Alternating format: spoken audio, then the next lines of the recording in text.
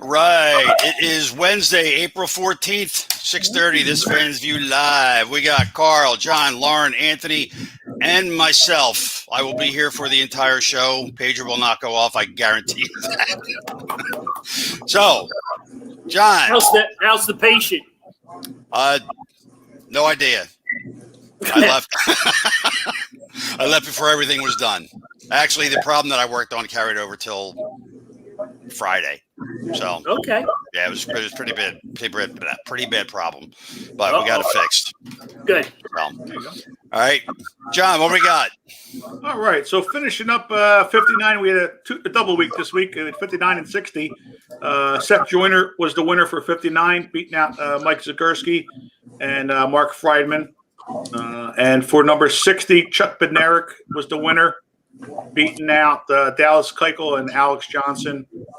Yeah, he had a little bit of a battle with somebody made a comment or a post extra on there, the no-brainer, why vote for anybody but Chuck Bednarik, and he came close. So he was in second place. But yes, Chuck Bednarik, well-deserved, and same with Seth Joyner. Cool. For both respective numbers. For this week, we got numbers 61 and 62 we're going to be doing. We got for the 61, we got for the Phillies, Wayne Gomes. He played from 97 to 01. He had a 30 and 23 record with a 4.60 ERA and 284 strikeouts. For the Eagles, we have Stefan Wisniewski. Played from 2016 to 2018. Was a member of the Super Bowl champion in 2017 with the Eagles. He was a two-time Super Bowl champion. He also won with the Kansas City Chiefs when they won. And he was also a two-time first-team All-Pro or All-Big Ten when he was there in Penn State University. He had 106 games he started with the in football. So for the Flyers, we have Phillip Myers. He played from 2018 to current time now. He's got 102 games played, 5 goals, 20 assists, and 25 points. And then for the outsider, we have Lavon Hernandez, a two-time All-Star, a 97 World Series champion. He was the NLCS and World Series champion, MVP that year, and a Silver Slugger winner in 04. Mario? I'm going to have to go with Wisniewski. Super Bowl champion. You can't go wrong, right? That was the deciding factor for me. So sounds good. Lauren? Yep, I would agree. There you go. Anthony? Yeah, I think that's I'll do the That same. about covers it. Yeah. Carl? That Phillip Myers guy. Is that Phillip Myers? Phil Myers, yes. Is that same guy? Same guy. Yeah, I'll go Wiz. There you go. I'm going with him as well. He was very nice at your store. He was a nice guy to talk to when he was there. Correct me if I'm. He 2 stints with the Birds. I believe he did. 2 stints with Kansas City as well. He won the Super Bowl with them, and then he was back with them. And then he came back. Yes. Yeah. At the end. Yeah. So he's had a nice little run. yeah. As a backup offensive lineman. So good for him. Yep. And he's a winner here tonight. So absolutely. Of course, Absolutely. This is the most important win for him. yeah, Right? but we have no ring to give out. Right. We got no bling. Exactly. We got We're bling. working on that for next year. There we go. We're still working on trying to get some sponsors. So for number 62, we got Vic Power for the Phillies. I love that Vic Power guy. He played in 1964. He played for both the Philadelphia Athletics and the Philadelphia Phillies. He was a 6-time All-Star and a 7-time Gold Glove winner. So, John, did you type that in right? What's that? Look at this scrolling on the bottom. We went from 61 to 60. Oh, yeah. I may not have changed. All right. Technicalities here. My God. Here we go. Let me change that real quick here for you. John, Here we go. John, for 15 minutes we talked. I'm like, you got everything, right? You got all the numbers right? You got everything? You're good? It's good. You just started complaining about your arm. It's a bad day. Okay, so let's start. 62. Yes. And for the Eagles, we have Jason Kelsey, played from 2011 to the current time now. A sixth round pick out of Cincinnati and the 191st overall pick. Super Bowl champion, a 3-time first team All-Pro, a 4-time Pro Bowl player. He was the offensive line player of the year in 2017.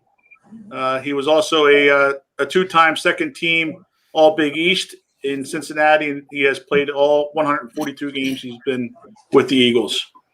And then for the Flyers, here we go with the pronunciations again. We got Nicholas Abu Cabell. Abu. I'm sure I'm butchering that middle name. God bless you. Abu. Exactly. He played from 2018 until current. He's got 85 games, 10 goals, 15 assists, and 25 points. And for the outsider, we have Carl Hagman. Carl? Yeah, Carl Hagman. Okay. Carl Hagman. He's a 10-year veteran of the NHL. Played 647 games. He's got 106 goals, 173 assists. He's played with the Rangers, the Penguins, the Capitals, the Ducks. John, he's not even on the board. I know. Well, wouldn't fit. It can't fit. There's only 200 letters. So many characters. You can only have 200 characters. He's the outsider. And he's a Penguin anyway. Don't worry. Yeah, he's the outsider. We don't care about him. And so that's why both outsiders on there weren't on there. Got it. Pick on John D here, I see. And he's also a 2-time Stanley Cup champion. So, Carl or Mario, who do you have? Carl, Mario. I got to give it to Kelsey. Absolutely. So this one should be a runaway. Yeah, I think so too. Lauren? Well, I was going to vote for Abu, but I think I'll go with Kelsey. He's an up-and-coming star, that Abu. I've been saying it, practicing that name before, and then of course you get the spotlight on me, and I screw it all up. It's just one of those things. I knew it was happening. Yeah, I'll go with Kelsey as well, but that hold on, let me wait till it scrolls. That Abu, hell of a player. Albe Kubel, that's how they say it. Hey, there you go. There you go. He's I don't know. He seems like a pretty good player out there. He's always in the mix. If he wasn't up against Kelsey, he'd probably be. Yeah, definitely Kelsey, but I like him. He plays hard. Abu. Absolutely. Yeah, he plays hard. Carl? I got to go with Kelsey for a lot of reasons. He's now a Delco boy. He signs his contract in either his pickup truck or at the UPS store. He's just. I mean, how cool is he? Yep. The speech. Yeah.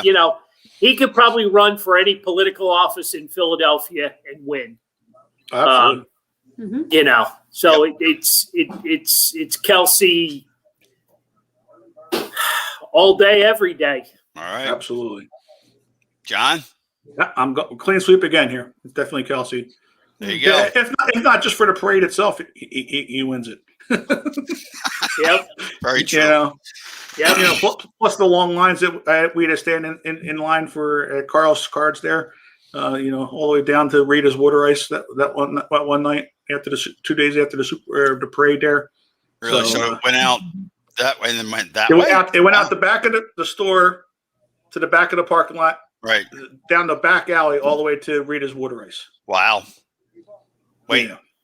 Okay. In true tailgate Philly fashion, I was cleaning up whiskey and beer bottles the next day. They did not disappoint. There you go. They did not disappoint. Hey, before we get started with any more shenanigans, we were going to have a guest tonight, Will Yip, and I want to give it over to Lauren because she's got a full introduction on the guy. Unfortunately, things happen in life, and it's happened to, I think, just about all of us. Lauren, why don't you do the introduction on Will and what happened to him today? Sure. From my understanding, I guess maybe he had an issue with his dog and needed to rush him or her to an emergency vet. And unfortunately, his pup didn't make it. So he, as any of us who have had dogs before, understand the value and importance they have in our lives. Certainly a tough time for him and his girlfriend right now. So just opted to pass on doing the show tonight. We will reschedule him in the next coming weeks. So certainly stay tuned for that announcement.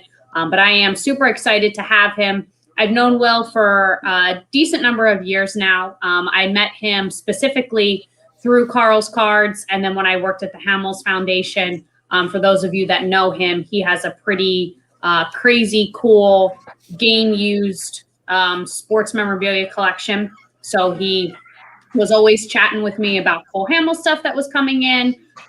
Came to a bunch of Philly signings, specifically, I remember at the store, especially right after they won the World Series.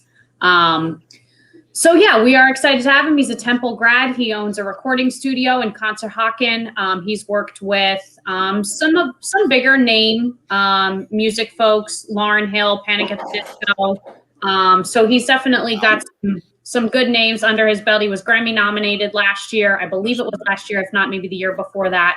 And just all around, just a good person. And then he was doing some fundraising for the Stop Asian Hate campaign that was going on. And he partnered with a ton of his fellow musical friends and networks and contacts.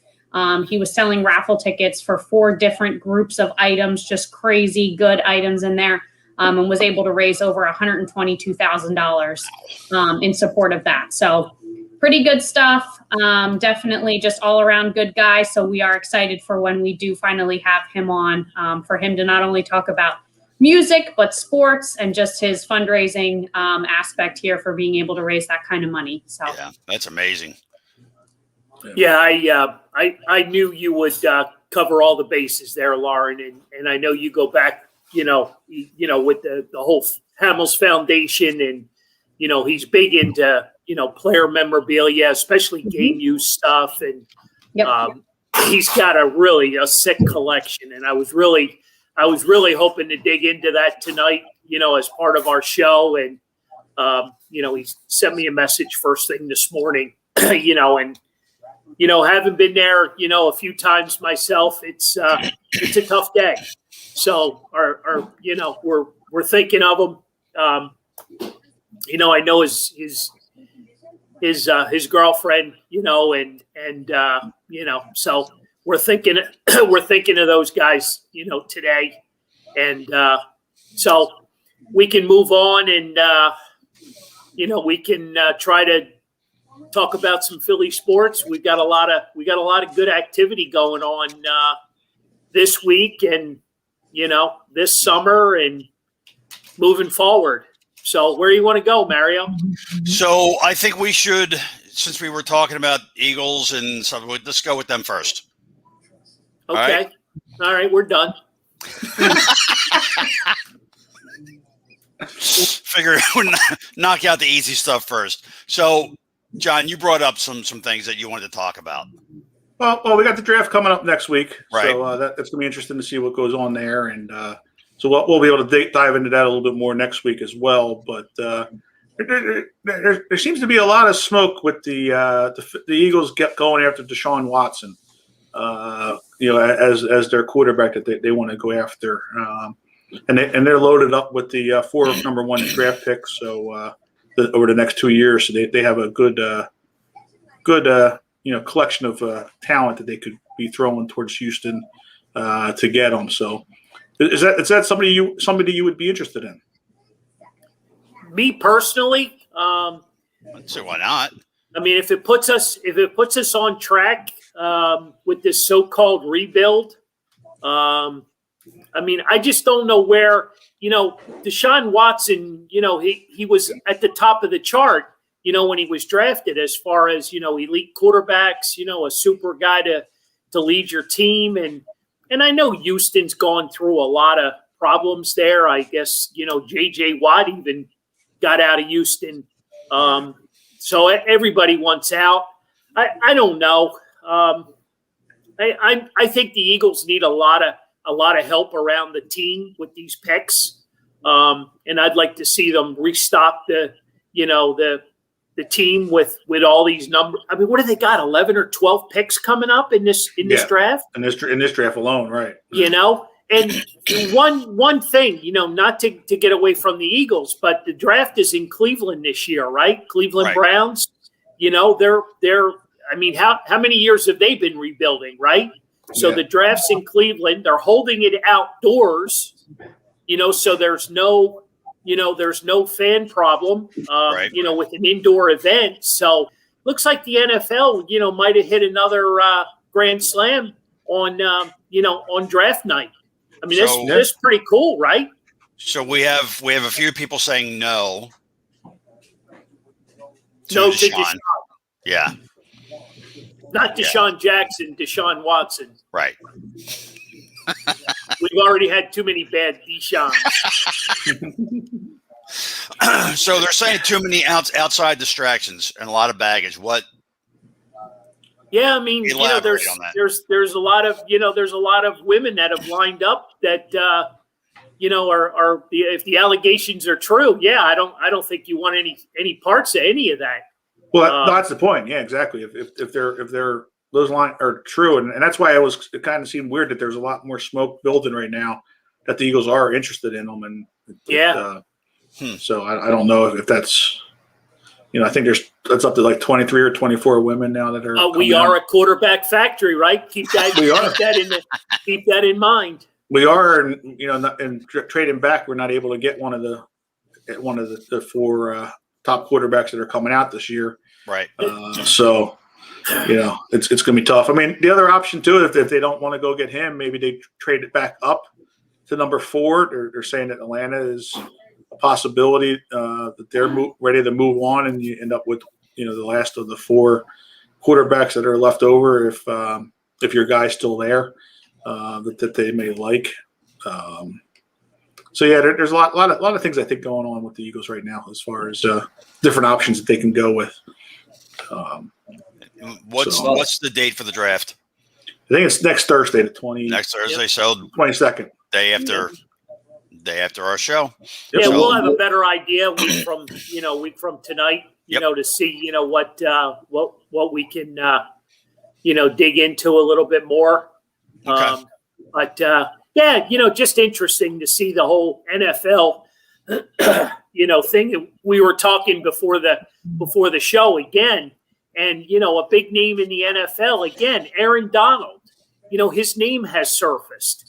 With some allegations of, some things that you never want to hear. Right. And I mean, there's another superstar, big name player, and I don't know. I just don't get it. I really don't. Well, the last thing that you need for, a year or two of trying to rebuild and get back together is to have some of this outside stuff in the air, even if it didn't happen. So, the team's going to be struggling. We know that probably, for portions of the year. Who knows how long that'll happen. And then the last thing you need is to have outside stories about not only does the team stink, but you got horror stories. Now, you want to give the guy the benefit of the doubt, but as the more and more allegations start lining up, it doesn't really look good for the person. So I don't know. Maybe it's something similar to, I guess you got to see what the Eagles do, but it could be something similar to Odubel where they just don't want to deal with it. But there has been a lot of talk, so I don't know. I guess we'll see. Well, I think one of the bigger issues to really sort of nail down to that is that these guys, from the minute they start performing well, whatever age that might be, these guys are essentially put on pedestals and told they can pretty much be the next big star in football or basketball or whatever. And then you almost develop a sense of, invincibility. I can do anything I want. No one's ever going to come after me. So I think more of it is you're going to see these types of outside distractions and all this baggage more frequently, because the culture these guys are brought up in is that they can do anything and they never have to answer to anyone because they're great. They're great at their sport. They're great at what they do, and their fame will get them out of anything. So I think what it boils down to is a reality check. These guys growing up are told they're the next great thing, and they feel like nothing else will ever stop them from being that, regardless of who comes out, what allegations, how many women. It doesn't matter, because to them, they're great and they can get away with anything.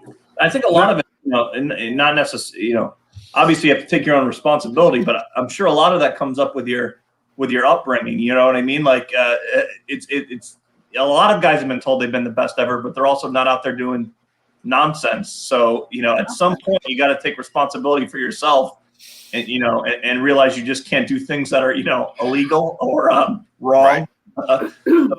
You probably see it more now than ever because of the media and this, but it's the last thing that the Eagles need going into this year is, hey, we're struggling and we have all these guys that are, semi-criminals out there.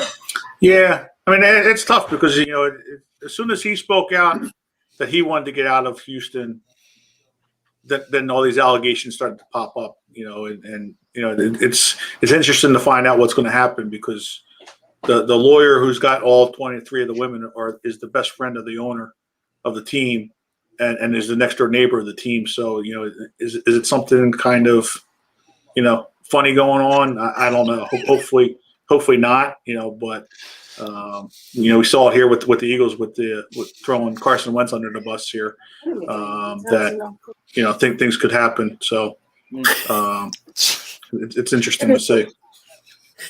So who had something in the microwave? That's Sue preheating the oven. No, it's not. I didn't do anything. Oh, I didn't make a sound. I didn't even know she was there. See? I had all this stuff out ahead of time, so I didn't make noise. I'm not using the microwave. the oven, No, the stove. the stove, but that doesn't beep. Well, it did. Well, it shouldn't have beeped. It did. There's no reason for it to beep. Some things never change, folks. I just wanted to make sure you know I was here. Yes, sir. Anywho, next topic, Matt. Oh, God. So let's move on to the Phillies. Reel it back in, Mario. So let's move on to the Phillies. Phillies are doing good for a while till they went to New York there. I don't know what happened. The first game yesterday was like, I think, not that I agree with them all the time, but at least Ricky Batacco says how it is. But neither of those teams looked like they should have won that game. I mean, it was not a great game in general. It's tough. You can't go in there and lose those games when you beat that team before and you're supposed to be a first place team. So I know it's early in the season and that stuff happens, but Well, I hate to say this, but as soon as I heard Joe West was behind home plate, I knew it wasn't going to be a good game. Not a big fan of his. The first game, I mean, you looked at the numbers, other than like Alec Boehm, who had that like nice hit, everybody else was, stunk. Reese Hoskins stunk. Andrew McCutchen cannot hit the ball. You know what I mean? Like, I know it was one game, but they just gotta. Well, it was 2 games technically. I know, but I'm saying like I wasn't up for the second one. I'm saying he didn't look good. He seemed like he started okay. Now he can't hit anything at all. So I don't know. I don't know what the solution is, but hopefully it was just a little blip and they can come back and. Well, let's go back to the Atlanta series. You got your butt kicked, Friday and Saturday night, by the Braves, who were looking for retaliation from them getting their butts kicked in Philly. Right. They were somewhat embarrassed. We salvaged a win on Sunday. So, it's just, I don't know. Everybody keeps telling me, it's not hitting season. They gotta get their, they gotta get their psyche straight, for for this and that. But everybody else, you got Acuna, tearing it up. Freeman tearing it up. You've got Lindor tearing it up. You got Alonso tearing it up. Well, John, when you got men on base, they're moving runners. They're bringing them home. You know what I mean? The Mets are batting like 154 with runners in scoring position. They're not doing well at runners in scoring. Talk to me about losing a double header yesterday. Right. They found the way to win game 1, right? And they continued on to game 2. They found a way to win 4-3, right? How many opportunities do you need to win the game, right? Well, yeah. No, I hear you, but when I'm, everybody's overreacting. Everybody's overreacting. No one's from me. Saying that everybody's overreacting. No, reel it back in. Nobody's overreacting. No, you know what I mean? There's a lot of overreacting. Well, no, there's some people saying the season's over already. That's overreacting. No, but when you got a combined center fielders batting 131, you got a problem. Right. You got a problem. You got a left fielder not hitting. You got a problem. You know what I mean? The guy making $300 million just hit his first home run. You got a problem. I think the problem, and it's obviously too early, so it means nothing. They can go on a streak, and they could be the best team in the NL East. But right now, they just come off as streaky. They started really hot. Everyone was hitting. Everyone making it, first couple of games like they're going to the World Series. And now they had a couple of games of struggling because you're playing hard teams in your division. And now people are thinking like it's the end of the world. You're going to lose some games. You just hope that they would be a little bit more consistent. And that always comes back to seems to be the problem, Bohm had a hit the first game, but it looked like no one else did anything. Like you can't have no one doing something. Other guys got to step in. And as Brian was saying, Connor is a great, bright spot in the team. He threw some heat the other day and got those guys out when he could have, tried to throw an off-speed pitch, and it was nice. But, you're going to have a lot of losses playing these good teams in this division. You just got to hope that the team is not as streaky as they are. And, yes, you need Hoskins to hit better. And, yes, you do need to figure out those outfielders because McCutcheon's looking old very quickly out there. So I was checking out a couple different pages today, actually throughout the last couple of days, and somebody came up with an idea that I just want to know your thoughts on it. Since everybody seems to be blaming Neris for every loss that he ever pitches in, what do you think of the idea of flip-flopping Connor Brogdon and Neris and have Connor become the closer? No. No? You think he's a better setup guy? Well, Connor's not even the setup guy. He's in the perfect spot where he is, whether it's the 6th or 7th inning. And hey, by the way, if Hector gives us 3 outs in that first game, guess what? Connor's 4-0. No, I get that. I get that. Connor's 4-0. And Hector's done an okay job so far this season, right? Right. Yeah, I mean, I don't know that Stephanie's heart will be able to take it if Connor's the closer. Hey, I'm glad to see she don't like Joe West either. So that's another plus. Well, but you know what? I mean, we're going to live and die by Hector, right? Is that what you're telling me? We're going to live and die by him? You kind of have to. He had one bad game where he gave up some runs. That happens sometimes. You know what I mean? Like, and they weren't even really hard hits. Right? No. And by the way, off of Didi's glove that he could have had a double play on if he's able to grab it. And, right. And then the first one that Didi just missed it, over his glove. I mean, and people, I know they're bringing it up because Connor's doing well and Hector had a rough game, but maybe that is a role for Connor at some point. But can we let him get his feet wet a little bit here? Can we let him get used to where he's pitching for a bit? Do we got to change everything because of one bad outing by Hector? I mean, people just got to chill out a little bit. Well, you know how Philly fans are. I know. And again, I'll jump on that because, after, this weekend, we lost Archie Bradley, right? Bradley's out with an oblique injury. Right. So, here we go. Our bullpen is now, we got the bullseye on the bullpen again. And John, you know where I'm going with this because, the heat is on the bullpen when your starters are only going 4, 5, 6 innings. You know what I mean? You can't have this. Right. I'm sorry. You cannot have this. You need to get these starters to pitch into the 6th, 7th inning.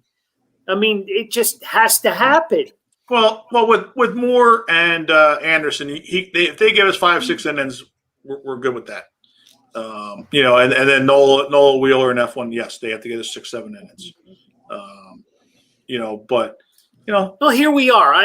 Brian Brown brings up an excellent point. I know it's only April 14th.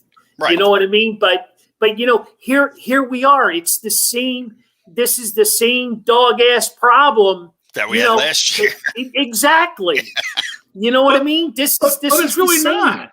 But it's really not because, if you look at it, in the start of the season, who was projected to be the division leaders? The Mets, the Phillies, or the Braves? So we played them 13 games this year. Right. That's all we played, and we have a winning record coming out of it. We got 2 more games to go, tonight and tomorrow against the Mets. Right. So 11 of the games we're 6-5 against them right now. All right. You got to take, and like I said last week, take it as a 10-game season. Every week is 10 games. It's only week 1 of the NFL season, and the Eagles are 1-0 because they went 6-4 in the first 10 games. So everybody would be happy with that, right? Well, you lost me. Think. You lost me on the NFL. So I don't know what I don't. The NFL, everybody overreacts like it's to one game in baseball compared to football. It's 16 games. So you got 16 on 162. So it's 10 games. John, all we heard all during spring training, early part of the season, it's the little things. Play defense. Don't give the opposing team extra outs. Yeah. Right? And what are we doing? Well, how many extra outs have we given? Because I haven't seen many. Well, all you got to do is flip the page, to yesterday, and you were, you had your butt handed to you twice, 4-3 and 4-0. Right. Okay, but they could say the same thing when they were here in Philadelphia. Like it happens. But what I'm saying is, how many outs did we give them? I mean, Didi's ground ball off his glove was the only play that we gave an extra out to, and that was a tough play. I don't think everybody wants to listen to you and I argue. We can debate this, but the base running has been atrocious. Okay.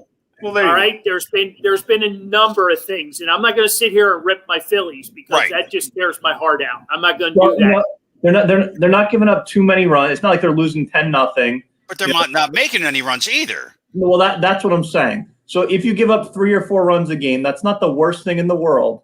But you need to score 5 runs to win. Right. And that's the key. And listen, like I said, it's very, very, very early, and these guys can get hot. I mean, a lot of the teams you see that have won the World Series didn't get hot until right before or after the break. So there's a lot of time. But it would just be nice if you saw some of the guys that have been there for a bit, the veterans like McCutchen or someone like Hopkins who's got to come through a little more. You're always going to see – I see Didi and JT every single night doing something. When is that going to rub off on the other guys? They're just too streaky, and it's early, but hopefully they can turn it around. Well, Hoskins is up in the team leads for a lot of issues. Things. The RBIs, home runs, on base hits. He's doing well this year.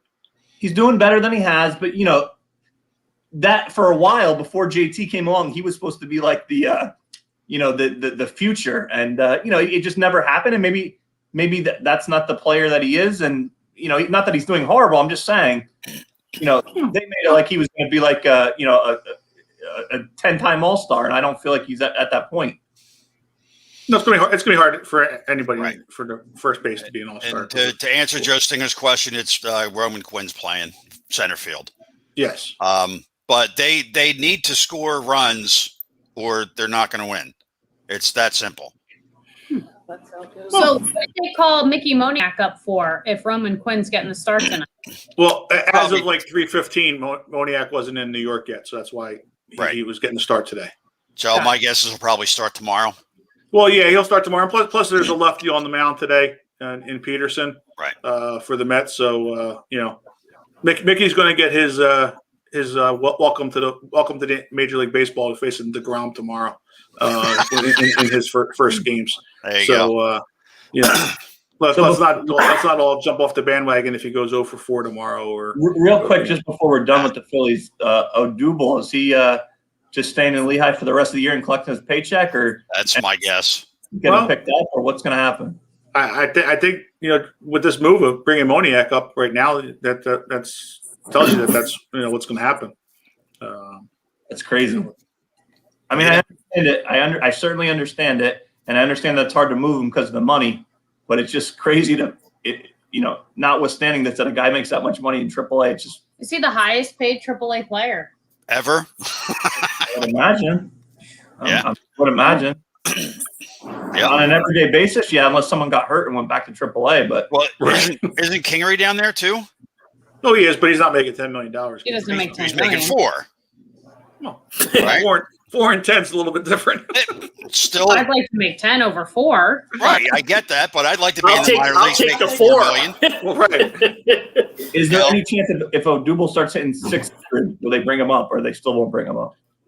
Well, I mean, there's a chance, but that's the thing. There's It's not always like a chance. Odubel right now is doing much offensively. Yeah, there's always a chance. Right.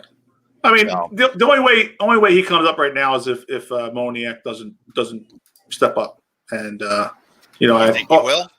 I think he will. I mean, all we need him. He's the 8th place hitter in the lineup. All we need him to do is play good defense out there, and he's going to bat 8th if he gets us batting 250 for the year. Playing solid defense. That's all we can expect. And when he's on second base, he doesn't get thrown out at third. Oh, right. Or try to Sorry, steal. I just had to mention it. Or try to steal second base on ball 4. Right. There you go, giving away outs again. And John, you think there's any chance that Hall comes up this year, because he doesn't play other positions? That's going to be tough for him to get called up. Well, you know what? That's interesting, because if McCutchen doesn't turn things around, they've been playing Hall in left field, so Okay. trying to get a position for him. He He's got a strong arm. He had a bomb the other night, and they could use some runs, so maybe it wouldn't be the worst thing to give him a chance. All that, and plus just coming off the bench in itself, type of thing. If depending on how things go, I mean, he's got a chance for it. And if he can play the outfield there and left field there and hit, he may. We'll see. If Pat Burrell and Greg Luzinski can play left field, I think Derek Hall can. All right. Well, yeah. I mean, just like I said, it's just a matter of, another bat in the lineup that's hungry, young and hungry there to play. So, I think unfortunately, we'll see the last of McCutchen this year. I don't think they'll be picking up his option, unless he Probably not. turns things around next year. I don't know what happened. I don't know if he got old real quick, or he's still a great clubhouse guy from everything I've ever heard. But at some point, you gotta earn. He's just struggling. Yeah. The bat definitely got slow. He's running. I mean, he's running like a deer. You know what I mean? He's not having any problems running, but the bat got real slow. Yeah. Well, yeah. I mean, he did this last year too, though. I mean, he was a little bit off to a slow start, and it came around, decently. I mean, he's the leadoff guy, so I mean, he's trying to do his job as far as getting on base, for later on. All right, so I'm going to throw this at you, because you guys, Anthony knows a little bit about McCutchen, and John, you know a little bit about the Phillies. Why did they continue to roll him out there in the leadoff spot? Well, I was just about to ask that. I mean, he's hitting. I just saw him on here. He's hitting 156, the lowest on the team. I don't know if it's something that's out of respect, because of who he is, and eventually they think he can get on. When he gets on base, he can move, but you got to get on base. So I don't know how long they're going to keep it going. But when you say out of respect for who he is, I mean, with all due respect, Who is he? He's a veteran guy. Yeah, but he's never won anything. Well, that's not his fault. What do you want him to do? Well, how does that get him to lead off? He was Yeah.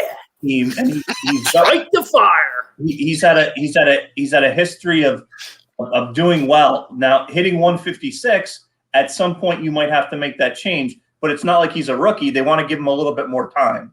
Right. So at some point, yeah, they might move him either lower in the lineup or they're going to have to. So then who would you put there? That was going to be my question. That's the problem. Unfortunately, there isn't anybody on this team. Right. Okay. For So it's that. by default, not necessarily respect. Both. It's respect, and they were paying him a lot of money, and they have no other options.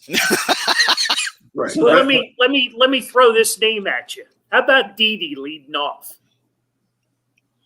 Well, do they just not want to mess with him right now because he's doing so well? They just want to leave I him. mean, it is early. I get it. No, I get it. And my baseball psyche just tells me you don't want to bury yourself. Right. You want to be aggressive. You want to put the best team out there every night, and that's all I'm asking for. You know what I mean? I don't want to burn up the bullpen the first 3 weeks of the season.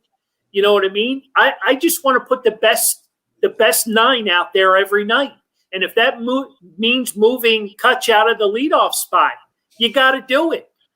Well, Yeah. I think if you get to, I think they're going to give him a little bit more time. But I think when we get to mid-May, if it looks like he's still struggling at like 200, there's going to be some tough conversations. But I think they're going to give him a little bit more time just because who he is. But yeah, you got some good players. Maybe if you move just guys around and give them another shot. But yeah, I think you give Moniak a chance to play. You give Hazley Quinn, all those guys a chance to play and see who's the best. I mean, I don't know. Right now, there's not a lineup in there. I said and it would have to be the same every night. Right. Well, yeah. I mean, if anybody, like you said, Carl, it'd be either Didi, maybe Gene Segura, as far as the two guys that might be able to move up there. But other than that, you're not going to really move like a Harper up there or Alec Boehm or JT to the leadoff spot. Yeah, I mean, I don't want to tear up the whole lineup. And Moniak. Moniak is a guy that could do it, but not for this year. Right. Right. And McCutchen, even when everybody said he was the greatest when he first got here the first year, he batted like 225. But he walked 1,000 times. So I'll tell you this just as a fan of him over the years. When he left, when they moved on from the team, I was disappointed just because he was a good guy. Everyone liked him. But he was also struggling the last year or two with us. So it's not like it was like the world's going to end. The team stinks with him or without him. You might as well let him go. And he's just been gradually declining. So, yeah, I mean, he's doing what he can. Maybe he can't catch up to a fastball anymore. I don't know. You know who else is gradually declining? The Flyers. Yeah. So let's move on to the Flyers. Wow. Good segue, Lauren. Thank you. Thank you. You're really making points with So I that. saw they asked the coach the other day if he would get rid of all the other coaches. Is that a way of not saying that you should be gone, but like are the other coaches the problem and not you? Like I think everyone's trying to figure out what the answer is, and they're trying to figure out a blame for everyone. And I don't know who's to blame. I guess the players at the end of the day. Well, Jack would agree with you on that one. He thinks it's the other coaches. Is Jack here tonight? I haven't seen him yet. Make him any comments, but yeah, I just think right now, the season's over. They know it. Obviously after last night's performance of 6-1 there. So do you think they just stopped playing? They never started. Well, all right. Wow. There's Jack. There's Jack. Coming in strong. Coming in hot. Does that F stand for free? As Yes. in free the Flyers? Yes. Yeah. We'll that go what with that that. F for? We'll go with that. We'll keep it a family show. We'll say it's free.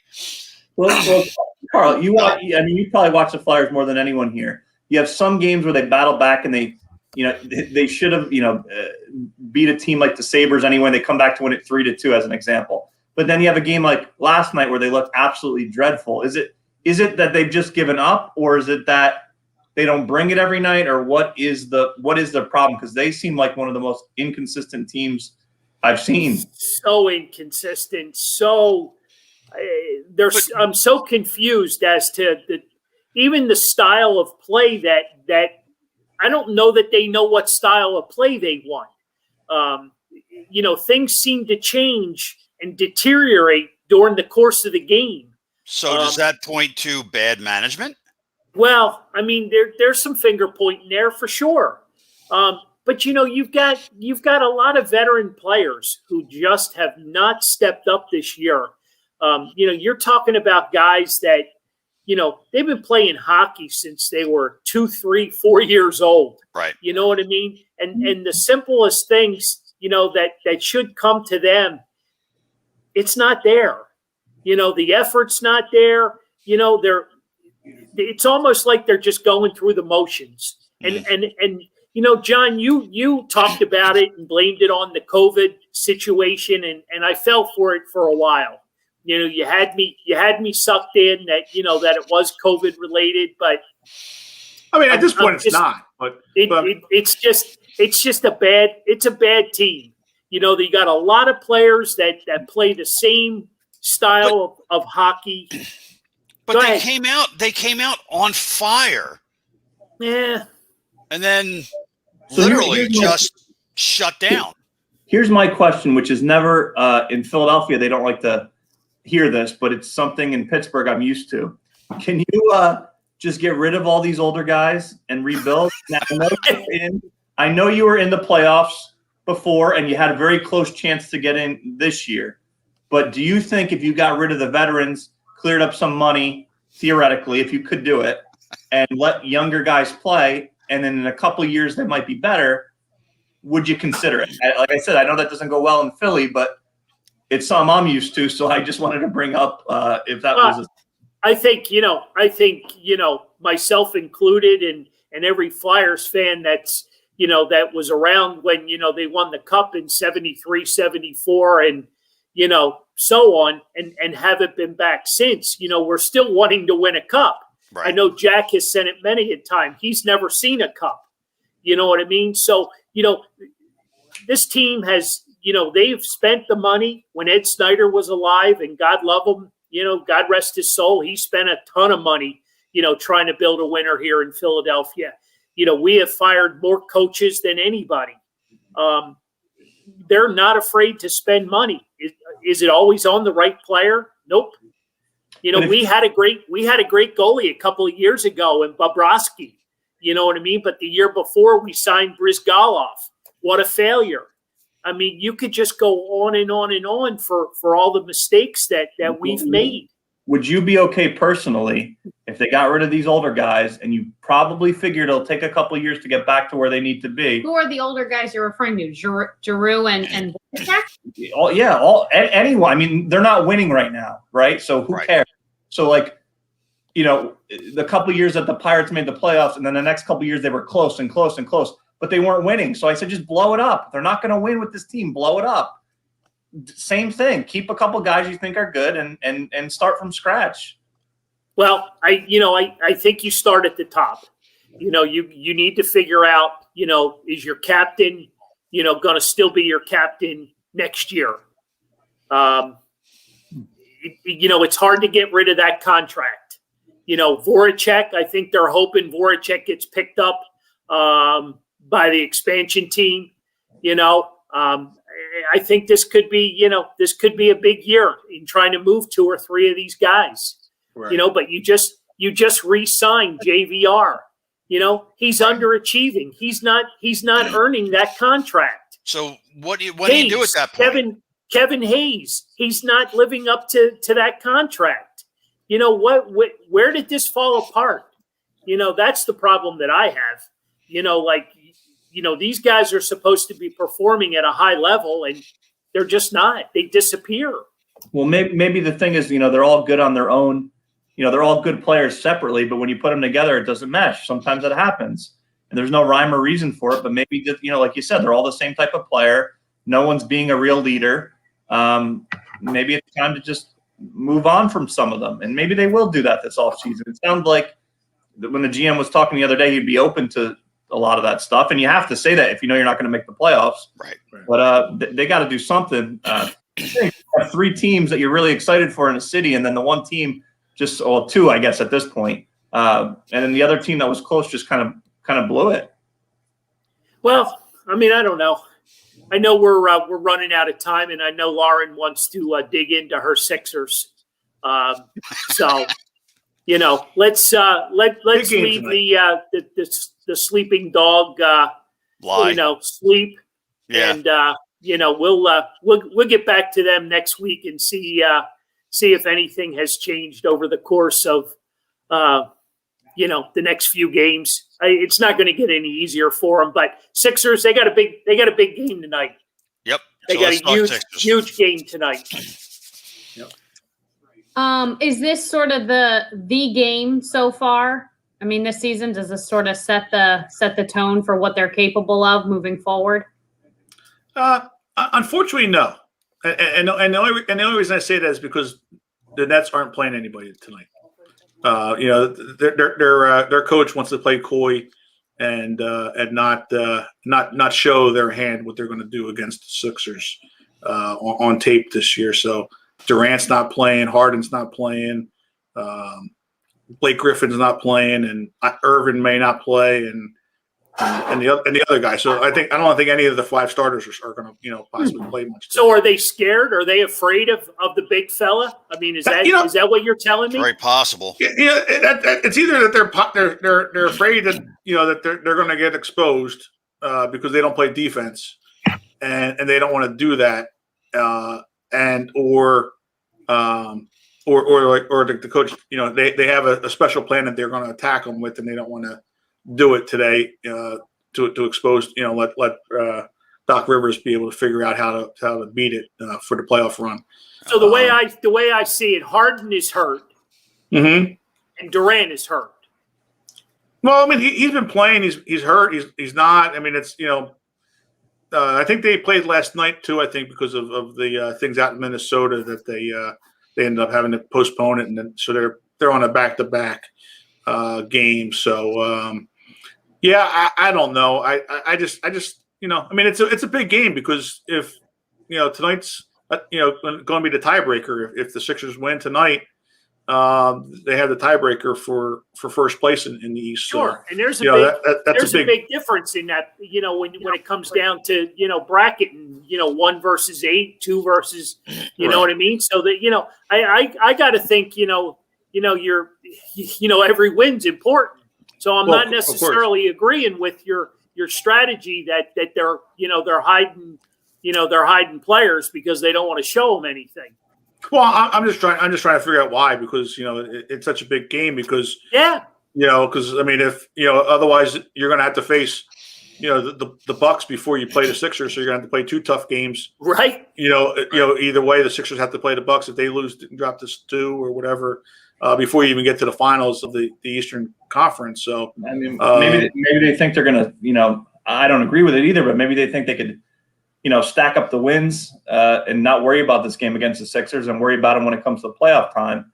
But, for the Sixers, you got to win this game, right. not because it's like the end of the world if you don't, but because they have so many guys out. So if you lose to the bunch of the backups, that doesn't look good. Right. No, and plus it's at home, and you're going to have to, like I said, it's their tiebreaker.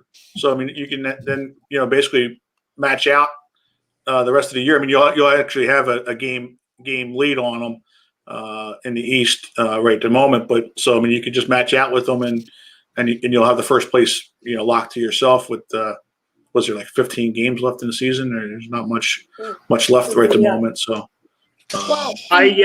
Laurie, like the big fella. I know you're a big fan of number 23. He 21. 21. Sorry, 23, 21. John's got me confused with numbers. It's my fault. He's having an MVP season. We agree. He is absolutely having an MVP season. But the point I was going to make, and maybe this is, being sort of a Philadelphia fan, but I don't know.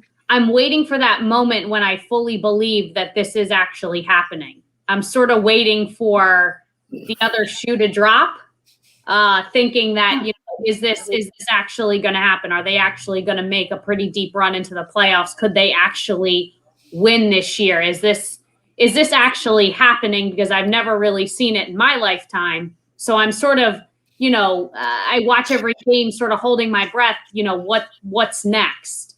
So do you guys feel like this is the process has finally arrived? I do. I mean, this is their best team that they've had, for the past 2 or 3 years. Yep. And now they got a coach that's been through the struggles of the playoffs, and locking up. I mean, if Embiid's playing the way he's playing, there's not many teams in the East that are going to, stop the Eagles or the Sixers right now from getting to where they need to go. And not only the difference, John, with the coach that we always talk about, but if you watch the team on a consistent basis, that it's just a more in-depth team. The bench is better. You got guys like Danny Green and Thibault and Korkmaz, and they all don't need to play every second, but when they get in, you feel somewhat consistent that they're going to win. We love TJ McConnell. We love some of those guys, but it just something wasn't there yet. And any night of the week, you feel like the Sixers could win. You don't feel like there's any team that they play. Right. They could lose, right? But you feel like they could beat any team. I think that's a big, reason to think that they could go pretty far. I definitely think they can go all the way through the East. You just got to see what happens when they get to the championship. Now, you don't want to get too ahead of yourself, but when you watch them every day, they could beat any team at any night if they really want to. You just gotta keep bringing that energy in the playoffs, so, during those series, and do it every night. That's your boy Landry. And it's going to be tough, to beat the Sixers in a 7-game series. When you're not playing back-to-back games, you're playing, with the day off in between. So I mean, it's going to be hard, even for the Western teams. The only thing that kind of scares me a little bit is, and I know they rest Joel a lot because they don't want him to get hurt and they want to be ready for the playoffs. The only thing I worry about is when you get into playoffs, they're going to be knocking him around, double teaming him, and God forbid he gets hurt. Now, they've shown that they could play without him, but obviously you want to play with him. Well, So, of course. I mean, that's a big people are going to be coming right at Joel Embiid every single night, and he's got to stay healthy enough that he can get them through the championship. Mm-hmm. No, it's true. Yeah, no, I mean, I think this team. I think this team is built. They're built to win. I think they're built to win now. I really believe the key to all of this is Doc Rivers as the coach, number one, and number two is having the big fella stay healthy. The big fella stays healthy, and I think you can make a serious run. And to answer Lauren's question, I think those are the two keys to this whole season. Because you never had a healthy Joel Embiid. You just never have had a full season where he's healthy. And this is the healthiest he's ever been. And this is probably the best coach that the Sixers in this generation or the past couple generations have seen. So. No, it's true. Every time he hits the floor, I get scared. Every single time. No, that's true. I mean, you got to worry. You got to worry with that big body going to the floor, banging the knee or something. Yep. But I mean, and plus they got so many shooters with that bench, like you were saying there, Anthony. Like, Curry may not be hot one day, but then Green's going to take over. This guy's going to take over. Thibault's doing his defensive stops and. So I mean, you got a lot of depth on the team that, God forbid if they're all playing hot right there, they're going to, run away with a lot of the teams, even in the West, if they can get, a 2-week stretch there where they're hot. It kind of reminds me a little bit of not exactly the same, but the Bulls, as a young kid watching the Bulls, obviously you had Jordan and he's your main guy, but you had a hell of a bench with John Paxson and all those guys, and anyone could hit a shot at any time. That's what it kind of feels like right now. Right. You know, and that whole thing, we weren't even talking about Tobias Harris, you know, who's having a great year himself. So, you know, that just goes, you know, again, to show how much the team's got depth for this year. That you know, it's going to be a fun year watching them play in the playoffs this year. Yep. That's for sure.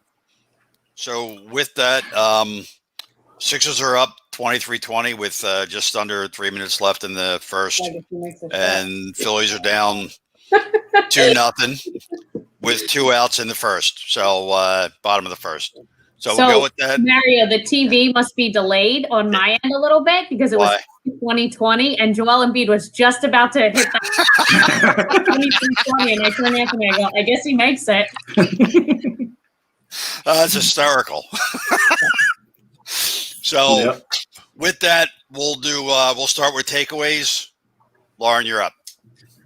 Tomorrow is April 15th, also known as Jackie Robinson Day, right? Yep. Yes. So just want to honorable mention on that one. Another one of my favorite players, and just all around just what he did for the game of baseball. So just a little recognition for Jackie going into tomorrow.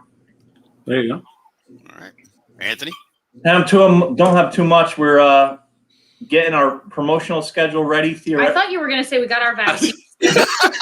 Well, we did. I thought you were going to be like, see my vaccine? I was itching my arm. We did get the vaccine, which is exciting. I guess separately, they're opening that up to anyone 18 or over later this week or next week, which is great. So hopefully everyone gets that vaccine so we can get back to normal. But other than that, just getting ready for a season, hopefully on May 4th, and yeah, trying to get back to normal. That's all. Awesome. All right, John. All right. Well, it's the start of the season. Let's not relax a little bit. Hit the brakes. The Phillies are going to be fine. You know they're playing another good team tonight. You know they're losing right now. The city's not going to fall apart here with the Phillies. You know, being 500. They're going to be battling all year long. You know, at the pace that they're at right now, they won 6 out of 10 games. That's a 97-win season. So nobody expected them to win 97 games. So, you know. All right, stat guy. Well, I'm just saying. You know, if you take it, you know, by that 10 game stretch, you'll have a lot more ease and stress off your heart. You'll have a lot more better fun watching this season, because you know we all predicted about 85 wins. So they're going to win one, they're going to lose one. Right. You know, and you're going to have your prediction right. So, you know, don't say that they're horrible, and don't say that, you know, if they have a 4-game stretch that they're a World Series champion. Just enjoy it. There you go. Let it ride out. All right, Carl. I am pay a lot of kudos to Stephanie Brogdon and her husband Mike for bringing and allowing Connor to come to Philadelphia. I know he was drafted, but it all starts at home. They did a hell of a job raising the young man, and we're lucky to have him in Philly. John and I got to meet Stephanie and Mike. I guess it was Sunday a week ago, and that was a great honor for us. You know, we've talked to her; she's been on the show. Great family ties. You can see what a good young man that Connor is, and we're happy to have him in Philadelphia. So, thanks to Stephanie and Mike, and you know, go Phillies. There you go. Sure. All right. I got nothing. Go Phillies. Go Sixers. Mm-hmm. And guys, congratulations on getting your shot. Drink Thank a lot you. of water and get a lot of rest. And after the show, I'll tell you some harsh Or beer. stories from me. Or beer. It's got water in it, so we're good. With that, good night. See you next week. Thank you, guys. All right.